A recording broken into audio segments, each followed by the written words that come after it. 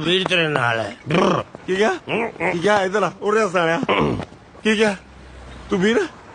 ਵੀਰ ਆ ਮੇਰਾ ਸਾਲੇ ਜੇ ਤੇਰੇ ਵਰਗੇ ਵੀਰ ਹੋਣ ਨਾ ਤਾਂ ਦੁਸ਼ਮਣਾਂ ਦੀ ਕੀ ਲੋੜ ਪਈ ਹੈ ਪਰ ਉਹ ਮੈਂ ਦੱਸਾਂ ਮੈਂ ਸਾਲੇ ਐਸੇ ਪੁਰ ਤੋਂ ਛਾਲ ਮਾਰ ਕੇ ਮਰੂ ਸਾਲੇ ਮੈਂ ਕਿਉਂ ਰੋਕਦਾ ਸਾਲੇ ਪਰ ਆਇਆ ਸਾਲੇ ਤੂੰ ਛਾਲ ਮਾਰੇਗਾ ਮਰੂੰਗਾ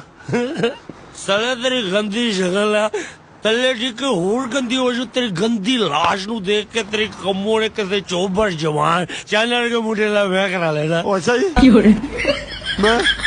ਤੂੰ ਮੈਂ ਜਾਣ ਗਾਲੂਗਾ ਜਾਣ ਕਹੂੰਗਾ ਤੇਰਾ ਵੀਰ ਜਿੰਨੀ ਦਾਰੂ ਸਲਿਆ ਤੂੰ ਜ਼ਿੰਦਗੀ ਚ ਪੀਤੀ ਹੈ ਤੇਰੇ ਅੰਦਰ ਇੰਨੀ ਜ਼ਹਿਰ ਹੈ ਤੂੰ ਆਪਣੇ ਦੰਦੀ ਬੱਟੇ ਨਾਲ ਸੱਪ ਮਰ ਜਾ ਸਾਲਿਆ ਜ਼ਹਿਰ ਦਾ ਹੋਇਆ ਸਾਲਾ ਜ਼ਹਿਰ ਦਾ ਗੋਲੀ ਮਾਰੂੰਗਾ ਆਪਣੇ ਆਪ ਨੂੰ ਗੋਲੀ ਮਾਰੂੰਗਾ